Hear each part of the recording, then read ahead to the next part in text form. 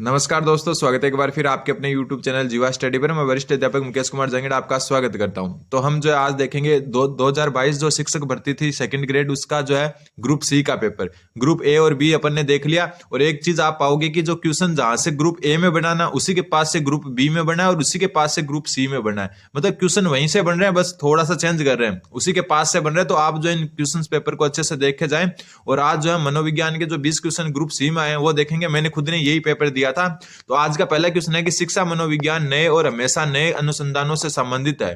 शिक्षा मनोविज्ञान अनुसंधान परिणामों के एकत्रीकरण से बालक की प्रकृति के विषय में बेहतर सूझ प्राप्त करते हैं और अन्वेषण की संशोधित विधियों का विकास करते हैं। शिक्षा मनोविज्ञान की यह प्रकृति क्या है? सबसे पहले तो ध्यान रखना, शिक्षा मनोविज्ञान और मनोविज्ञान कभी भी नियामक विज्ञान नहीं होता। तो यह तो हमेशा ही गलत माना जाएगा, ठीक है।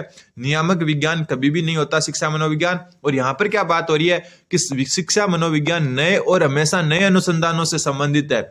आपको मनोविज्ञान में कम से कम 5-6 क्वेश्चन तो शब्दों को पकड़कर उत्तर निकालना होगा। जैसे शिक्षा मनोविज्ञान नए और हमेशा नए अनुसंधानों से संबंधित है, इसका मतलब शिक्षा मनोविज्ञान हमेशा कुछ ना कुछ नए अनुसंधान करता रहता है, नए जो संप्रत्यय वो लाता रहता है। तो ये क्या हो रहा है, एक प्रकार से शिक्षा मनोविज्ञान का विकास अभी भी निरंतर जारी है। तो ये इसको क्या बनाता है, विकासशील विज्ञान बनाता है। उत्तर क्या हो जाएगा आपका, ऑप्शन नंबर 3, ठीक है। नए और हमेशा नए अनुसंधान हो रहे हैं, इसका मतलब अभी भी जो है शिक्षा मनोविज्ञान का क्या हो रहा है, विकास हो रहा है। तो इसका उत्तर क्या हो जाएगा, विकासशील मनोविज्ञान या विकासशील विज्ञान। तो उत्तर क्या हो जाएगा, ऑप्शन नंबर 3। ये धनात्मक विज्ञान भी होता है, ये सामाजिक विज्ञान भी होता है, लेकिन ये कभी भी नियामक विज्ञान नहीं होता। अगला क्वेश्चन, क्वेश्चन नंबर 58वां क्वेश्चन बोल रहा है, संप्रत्यय निर्माण शिक्षा मनोविज्ञान क्षेत्र के किस घटक से संबंधित है? तो देखो, संप्रत्यय निर्माण जो है ना आपका अधिगम से संबंधित है। किससे है, अधिगम से संबंधित है। और अधिगम से संबंधित मतलब सीखने की प्रक्रिया से संबंधित है, क्योंकि सीखने की प्रक्रिया को ही क्या कहते हैं, अधिगम कहते हैं। तो ये आपको डायरेक्ट याद रखना है, जो संप्रत्यय निर्माण है वो सीखने की प्रक्रिया से संबंधित है। अगला क्वेश्चन, क्वेश्चन नंबर 59। अगला क्वेश्चन क्या बोल रहा है आपका, क्वेश्चन नंबर 59 बोल रहा है कि नैतिक विकास में प्रश्नों के सही और गलत संबंधी निर्णय में सम्मिलित चिंतन प्रक्रिया किस प्रकार की है? सबसे पहली बात तो जो नैतिक विकास है उसमें जो प्रश्नों के सही और गलत संबंधी जो निर्णय है वो जो है किस में आते हैं, नैतिक सापेक्षता में आते हैं। किस में आते हैं, नैतिक सापेक्षता में, ठीक है। जो पियाजे का नैतिक विकास सिद्धांत है उसकी तीसरी अवस्था जो है नैतिक सापेक्षता, उसमें जो है प्रश्नों का सही और गलत संबंधी निर्णय आते हैं, ठीक है।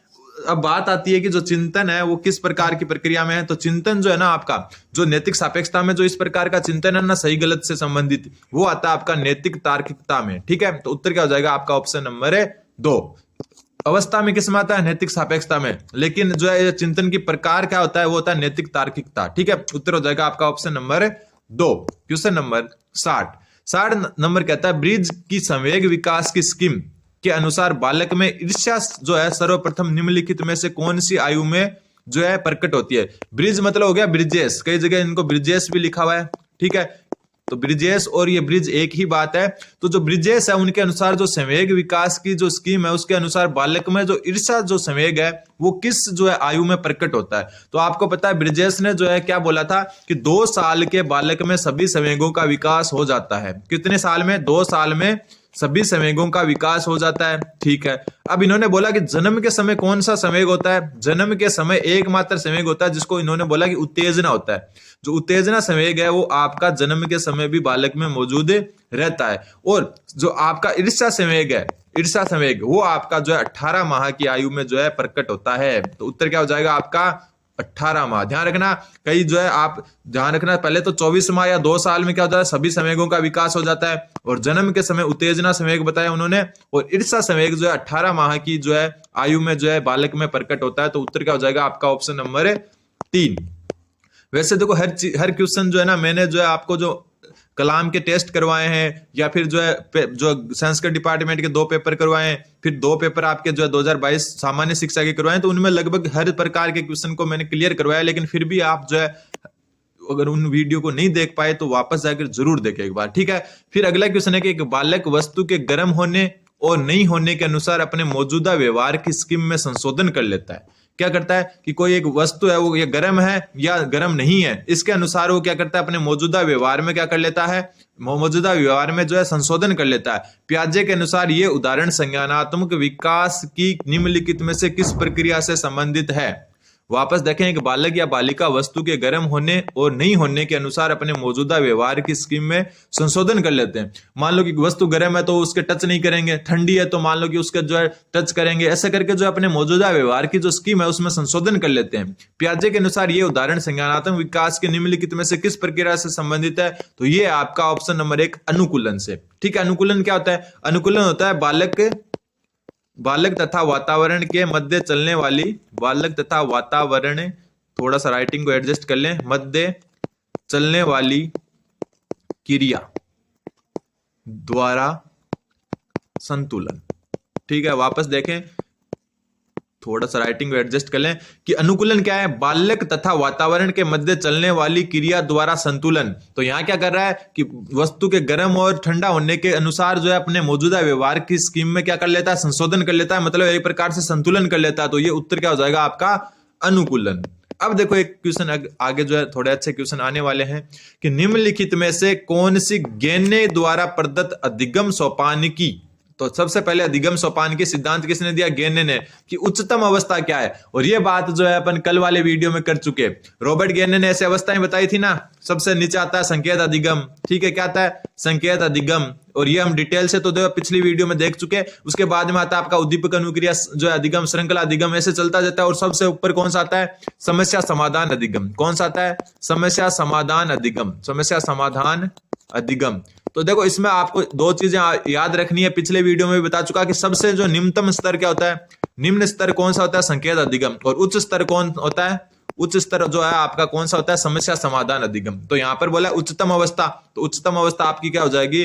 समस्या समाधान अधिगम। अगर पूछता कि निम्नतम अवस्था या निम्न स्तर कौन सा होता है, तो संकेत अधिगम। दोनों चीज याद रखनी है। गेने द्वारा जो अधिगम सोपानिकी सिद्धांत दिया गया था उसमें उच्चतम अवस्था होती है समस्या समाधान अधिगम, और जो निम्नतम या निम्न स्तर होता है वो होता है आपका संकेत अधिगम। सबसे निचला स्तर होता है वो संकेत अधिगम, और सबसे ऊपर स्तर होता है, उच्चतम स्तर होता है वो होता है समस्या समाधान अधिगम। तो यहाँ उच्चतम पूछा तो उत्तर क्या हो जाएगा आपका? ऑप्शन नंबर 2, समस्या समाधान अधिगम। अगला क्वेश्चन, क्वेश्चन नंबर 63। 63वां क्वेश्चन बोल रहा है बांडुरा के अवलोकन अधिगम सिद्धांत के अनुसार बाह्य प्रेरक और प्रतिनियुक्त प्रेरक निम्नलिखित में से कौन सी प्रक्रिया से संबंधित है? तो इसका उत्तर तो देखो प्रश्न में भी है, और कल मैं आपको वैसे भी बता चुका था। इसका जो है इनका क्रम आया था जो पिछले पेपर में, कि अटेंशन सबसे पहले क्या था? अटेंशन, दूसरे पे क्या होता है? रिटेंशन, फिर प्रोडक्शन, फिर मोटिवेशन। ये क्रम आपको ध्यान रखना है और ये क्रम आ सकता है। और 2022 का ग्रुप बी का पेपर था उसमें आ भी चुका है। तो अब देखो आपने देखा होगा जो ग्रुप ए का पेपर किया था ना अपन ने, उसमें जो है इन चारों में से क्वेश्चन पूछा था, ठीक है। ग्रुप बी के पेपर में इन चारों का क्रम पूछ लिया, ठीक है। और अब ग्रुप सी के पेपर में वापस इनसे क्वेश्चन पूछ लिया। तो इससे क्या सिद्ध हो रहा है कि हर क्वेश्चन वहीं से उठा रहे हैं, बस थोड़ा सा आसपास से। हर जो है ग्रुप में वहीं से क्वेश्चन उठा रहे हैं, बस थोड़ा सा आसपास से। तो इस बात का ध्यान जरूर रखें। तो बांडुरा के अवलोकन अधिगम सिद्धांत के अनुसार बाह्य प्रेरक और प्रतिनियुक्त प्रेरक निम्नलिखित में से कौन सी प्रक्रिया से संबंधित है? बात यहाँ प्रेरक की हो रही है, तो आप पता है कि अभिप्रेरणा से संबंधित होंगे। तो उत्तर क्या हो जाएगा आपका? ऑप्शन नंबर 4, अभिप्रेरणात्मक प्रेरक, ठीक है। अभिप्रेरणात्मक जो अवस्था है जिसको मोटिवेशनल अवस्था कहते हैं, वहां से जो है बाह्य प्रेरक और प्रतिनियुक्त प्रेरक जो है क्या है? संबंधित है। प्रेरक शब्द आते ही अभिप्रेरणा जो है इसका उत्तर हो जाएगा। तो उत्तर क्या होगा? Option number 4। और इन चारों के बारे में डिटेल से मैंने आपको जो है पिछला जो एक वीडियो था उसमें बताया। अगर आप रेगुलर वीडियो देख रहे हैं तो आप सबको जो है ये पूरा क्लियर होता जाएगा। अगला क्वेश्चन, क्वेश्चन नंबर 64वां वस्तु बोल रहा है निम्नलिखित में से कौन सा अधिगम के धनात्मक स्थानांतरण में मदद नहीं करता? अधिगम के धनात्मक स्थानांतरण में मदद नहीं करता। कॉमन सेंस का क्वेश्चन है कि विषय वस्तु को दैनिक जीवन से जोड़ना, तो ये तो जो है धनात्मक ही स्थानांतरण होता है। स्वयं हेतु रटना अधिगम, तो रटना जो है अधिगम में जो रटने नाम की चीज की तो जो है मनोविज्ञान में जगह ही नहीं है, तो नहीं पूछा था। तो उत्तर क्या हो जाएगा? ऑप्शन नंबर 2, सिखाई गई सामग्री के अनुप्रयोग पर बल देना, बिल्कुल सही है। विषय वस्तु की अर्थपूर्णता, बिल्कुल सही है। तो स्वयं हेतु रटना अधिगम जो है इसका उत्तर हो जाएगा, क्योंकि नहीं पूछा था अपने को। अगला क्वेश्चन, क्वेश्चन नंबर 65वां क्वेश्चन बोल रहा है आपका कि व्यक्तित्व मापन की एक तकनीक में जो करता है, मतलब व्यक्ति है, उसको अनेक चित्र दिखाकर दृश्य पर आधारित पात्रों के विचारों एवं भावनाओं पर एक कहानी बनाने को कहा जाता है। यह तकनीक है।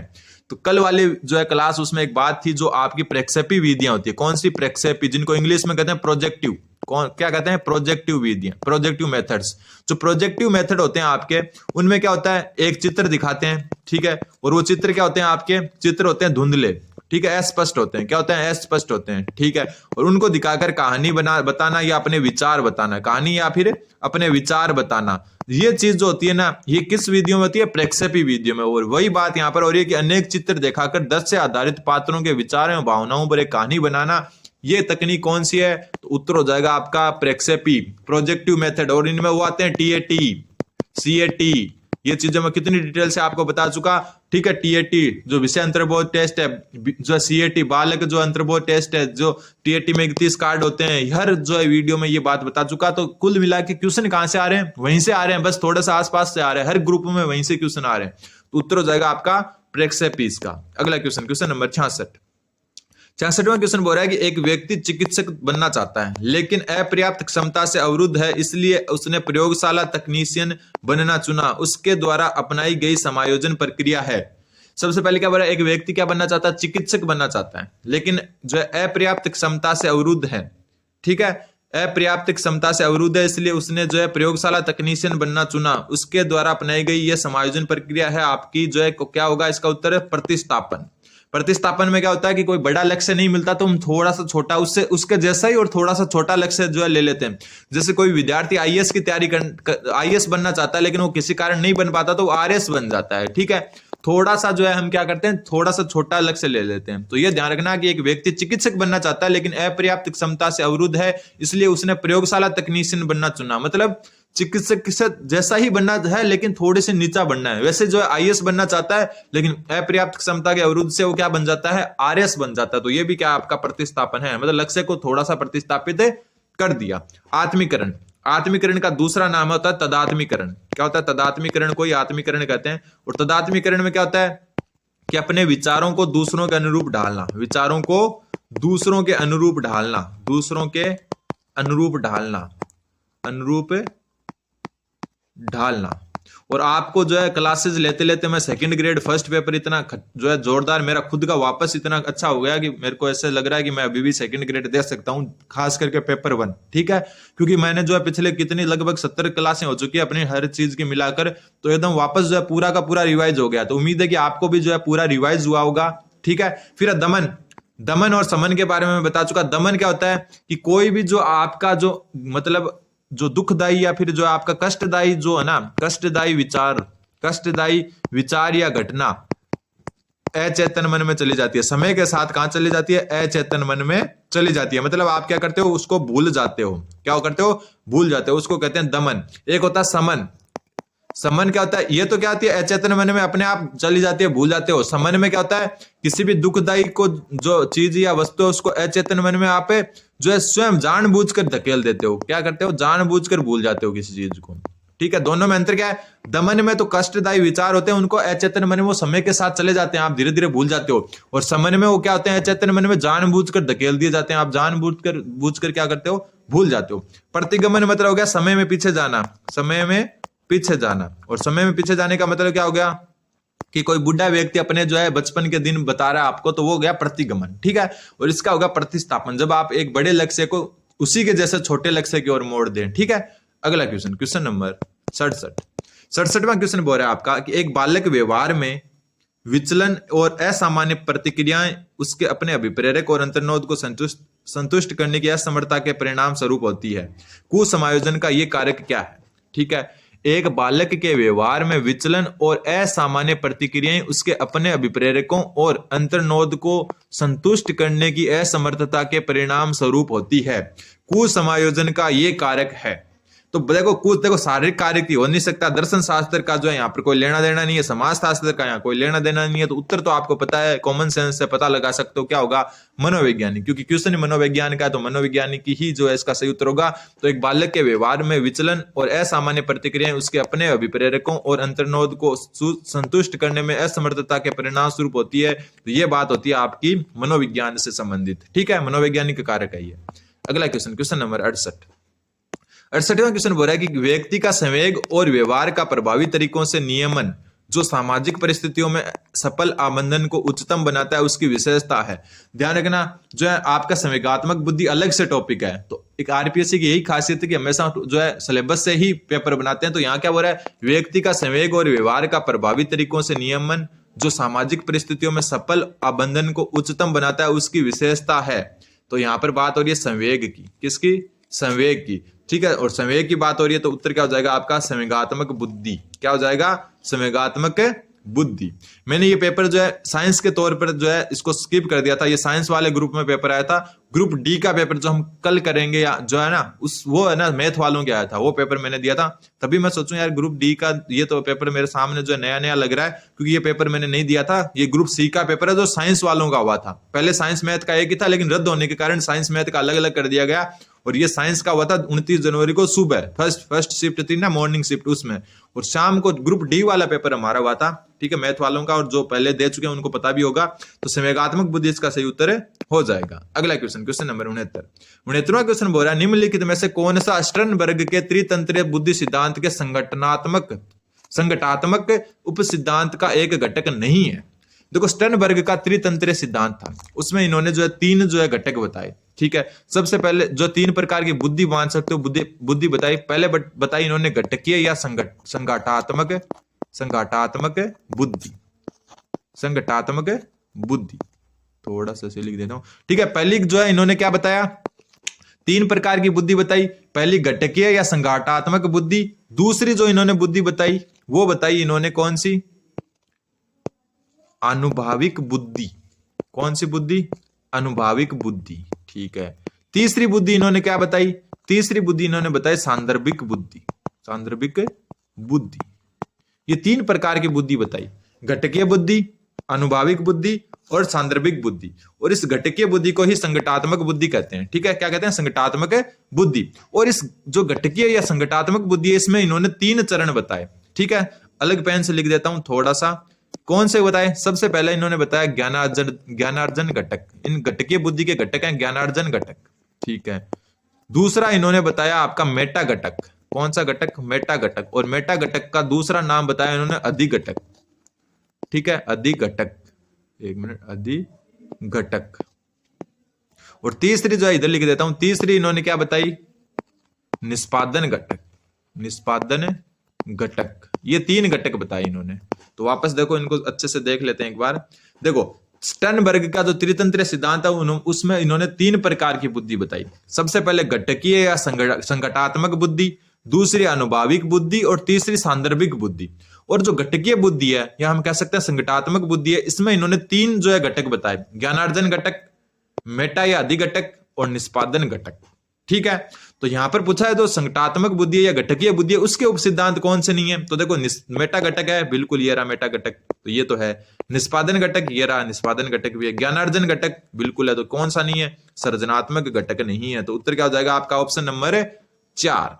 अगला question, question number 70 number question बोल रहा है। अब देखो ये क्वेश्चन भी जो है ना ए बी सी जो तीनों पेपर अभी तक अपन ने कर लिया, सब में जो है एकदम जो है कॉमन आ रहा है, मतलब क्वेश्चन वहीं से आ रहा है, बस थोड़ा सा अलग अलग आ रहा है। कैसे, हम देखो इसमें क्वेश्चन है कि निम्नलिखित में से कौन सा टोरेंस के सृजनात्मक चिंतन शाब्दिक परीक्षण का एक उप परीक्षण नहीं है। तो अपन ने पिछले दोनों पेपर में देखा, जो ग्रुप ए पेपर आया था ना उसमें क्या पूछा था, जो है आपके बीके पासी के जो है घटक पूछे थे। बीके पासी जो है उनके सृजनात्मक परीक्षण के उप परीक्षण पूछे थे। ग्रुप बी वाले में जो है बारकर मेहंदी के पूछे थे, किसके, बारकर मेहंदी के उप परीक्षण पूछे थे। और ये ग्रुप सी में किसके पूछ लिए, टोरेंस के उप घटक पूछ लिए, सेम। तो देखो एक ही जगह से क्वेश्चन बन रहे, थोड़ा थोड़ा चेंज करके, ठीक है। तो देखो बीके पासी और जो मेहंदी है उनके बारे में तो पिछली क्लासों में देख लिया। अब बात आ रही है टोरेंस के उप परीक्षण कौन कौन से हैं और कौन सा सम्मिलित नहीं है। तो देखो टोरेंस ने जो सृजनात्मकता चिंतन के जो दिए थे ना, मतलब घटक या उप परीक्षण, उसमें सबसे पहले था पूछना, ठीक है। दूसरा था अनुमान लगाना, क्या करना, अनुमान लगाना। तीसरा देखो अगर आपके पास जो है ये नहीं है लिखा हुआ तो लिख लें इनको, ठीक है। तीसरा है उत्पाद सुधार, ठीक है। चौथा जो है आपका असामान्य उपयोग, असामान्य उपयोग। और लास्ट 5वां है असामान्य प्रश्न। ये जो है आपके टोरेंस के सृजनात्मक चिंतन के शाब्दिक परीक्षण के उप परीक्षण है, ठीक है। तो पिछले में हमने जो है बीके पास जो मेहंदी का देखा था, बारकर मेहंदी का, उससे पहले अपन ने जो है किसका देखा था, बीके पासी का। आज हम देखेंगे टोरेंस का। टोरेंस में देखो 5 जो है शाब्दिक परीक्षण के उप परीक्षण है: पूछना, अनुमान लगाना, उत्पाद सुधार, असामान्य उपयोग और असामान्य प्रश्न। अब देखो कौन सा नहीं पूछा है, असामान्य जो पूछना और अनुमान लगाना ये रहा, तो ये तो है। नवीन संबंध कहीं नहीं दिख रहा, लेकिन आगे देख रहे हैं अप्रचलित उपयोग। अप्रचलित उपयोग का मतलब हो गया असामान्य ही उपयोग, तो ये भी है। असाधारण प्रश्न मतलब असामान्य प्रश्न, तो ये भी है। तो कौन सा नहीं है आपका? नवीन संबंध नहीं है, नोट कर लें इसको, ठीक है। अगला क्वेश्चन, क्वेश्चन नंबर 71वां क्वेश्चन क्या बोल रहा है, थोड़ा सा छोटा कर लेते हैं। 71वां क्वेश्चन बोल रहा है आपका कि अभिप्रेरणा क्या है, निम्नलिखित में से कौन सा सर्वोत्तम उदाहरण है। अभिप्रेरणा का जो है सर्वोत्तम उदाहरण पूछा है। सबसे पहला, रीता जो है ऊर्जित है, उच्च लक्ष्य निर्धारित करती है, यथेष्ट प्रयासों को बनाए रखती है और कक्षा में ए ग्रेड बना लेती है। बात यहाँ उच्च लक्ष्यों का निर्धारण है, और अभिप्रेरणा में हमेशा जो है लक्ष्यों का निर्धारण होता है, तो ये हो सकता है। लेकिन आगे वाले देखते हैं। मानसी आने वाले विद्यालय के वर्ष के विषय में भावुक है। भावुकता का जो है जो अभिप्रेरणा से कोई संबंध नहीं है, तो ये तो कैंसिल हो गया। अगला देखते हैं।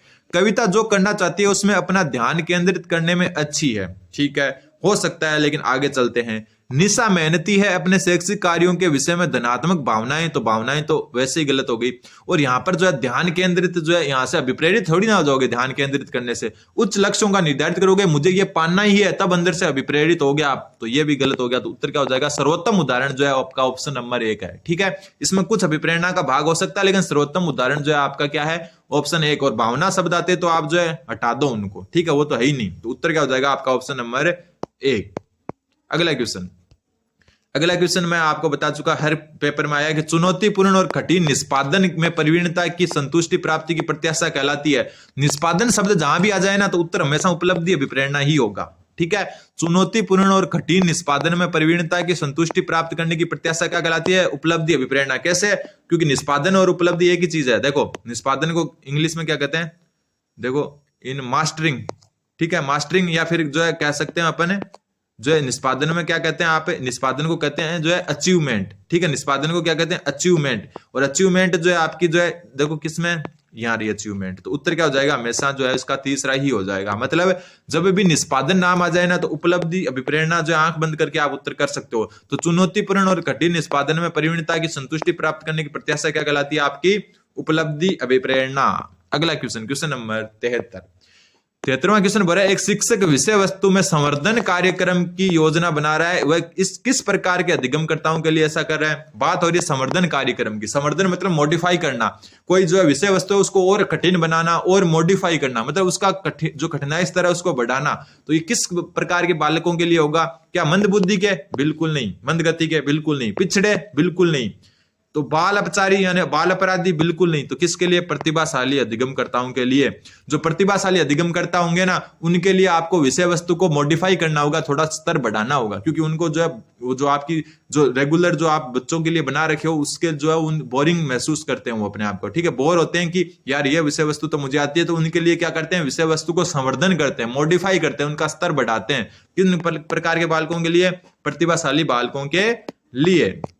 अगला क्वेश्चन, ये क्वेश्चन आपको डायरेक्ट याद रखना है, ठीक है। क्या करना है? डायरेक्ट याद रखना है कि किस उपचारात्मक परिविधि के अंतर्गत मनोचिकित्सा एवं परामर्श द्वारा अपराधी बालक में सूझ एवं समझ उत्पन्न करके अपराधी व्यवहारों को कम करने का प्रयत्न किया जाता है। और इसका उत्तर जो है ना, क्या माना है? मनोगतिक, ठीक है। इसका उत्तर माना है मनोगतिक। तो इसको डायरेक्ट याद रखना है आपको, ठीक है, कि किस उपचारात्मक परिविधि के अंतर्गत मनोचिकित्सा एवं परामर्श द्वारा अपराधी बालक में सूझ एवं समझ उत्पन्न करके अपराधी व्यवहारों को कम करने का प्रयत्न किया जाता है। तो उत्तर इन्होंने माना है मनोगतिक, डायरेक्ट याद रखना है। अगला क्वेश्चन, क्वेश्चन नंबर 75वां क्वेश्चन बोल रहा है कि स्व या आत्म के स्वतंत्र दृष्टिकोण की सर्वोत्तम परिभाषा का चयन करो। किसकी? स्व या आत्म के स्वतंत्र दृष्टिकोण की सर्वोत्तम परिभाषा का चयन करो। स्व को स्वयं के आंतरिक विचारों, भावनाओं और क्रियाओं के रूप में परिभाषित करना, तो यह बिल्कुल सही बात हो सकती है कि खुद स्व का या आत्म का मतलब होता है स्वयं के आंतरिक विचारों और भावनाओं और क्रियाओं के रूप में परिभाषित करना, खुद के ही विचारों का। फिर स्व को अपने संबंधों को दूसरे व्यक्तियों के साथ के रूप में परिभाषित करना, तो ये तो स्व की परिभाषा हो ही नहीं, दूसरे व्यक्तियों के साथ परिभाषित करो। वह जो नृत्य और समूह खेलों जैसी गतिविधियों का आनंद लेता है, तो इसमें तो कोई सेंस ही नहीं बन रहा। फिर वह जो कविता को पढ़ने और लिखने जैसी गतिविधियों में आनंद लेता है, तो इसका भी कोई जो है नहीं बनता औचित्य, तो उत्तर क्या हो जाएगा आपका ऑप्शन नंबर 1। स्व या आत्म क्या होता है? खुद के आंतरिक विचारों और भावनाओं को क्रियाओं के रूप में परिभाषित करना। अगला question, question number 76 number question बोल रहा है निम्नलिखित में से कौन सी अभिवर्तियों की विशेषता नहीं है? और अभिवर्तियों के बारे में मैं आपको बहुत कुछ बता चुका। सबसे पहले अभिवर्ती में व्यक्ति वस्तु संबंध पाया जाता है। व्यक्ति वस्तु संबंध, बिल्कुल। अभिवर्ती मतलब किसी वस्तु या जो है आपको नकारात्मक या सकारात्मक लगती है वही होती है एक प्रकार से अभिवर्ती, ठीक है। तो अभिवर्ती जो है व्यक्ति वस्तु संबंध पर आधारित है, बिल्कुल। अब देखो यहां पर आ रहा है अभिवर्ती क्या होती है? जन्मजात, और यहां आ रहा है आपका अभिवर्ती अर्जित होती है। अब बताओ आपको, अब इतना पता चल गया कि उत्तर दूसरे और चौथे में से होगा। अगर आप मान लो एग्जाम हॉल में बैठे हो तो आपको यह पता चल गया कि उत्तर दूसरे में से और चौथे में से होगा, क्योंकि दोनों एक दूसरे का अपोजिट है। एक बोल रहा है अभिवर्ती जन्मजात होती है और एक बोल रहा है अर्जित होती है, ठीक है। अभिवर्तियों में अभिप्रेरणात्मक जो है प्रभाव उत्पादक विशेषता पाई जाती है, तो ये तो सही है। तो अभिवर्ती क्या जन्मजात होती है या अर्जित होती है? तो ध्यान रखना, हर वीडियो में बता चुका, अभिवर्ती होती है आपकी अर्जित। तो यहां नहीं पूछा था, तो उत्तर क्या हो जाएगा? ऑप्शन नंबर 2, अभिवर्ती जन्मजात नहीं होती, अर्जित होती है। हर वीडियो में बता चुका मैं ये बात आपको, तो उत्तर हो जाएगा आपका ऑप्शन नंबर 2। और ये जो है आपके जो है साइकोलॉजी के क्वेश्चन पूरे हो चुके हैं। अगला जो क्वेश्चन है जीके के आए हुए हैं, तो उम्मीद है कि आपके समझ में आएगा। धन्यवाद, बन रहे हैं जीवा स्टडी के साथ।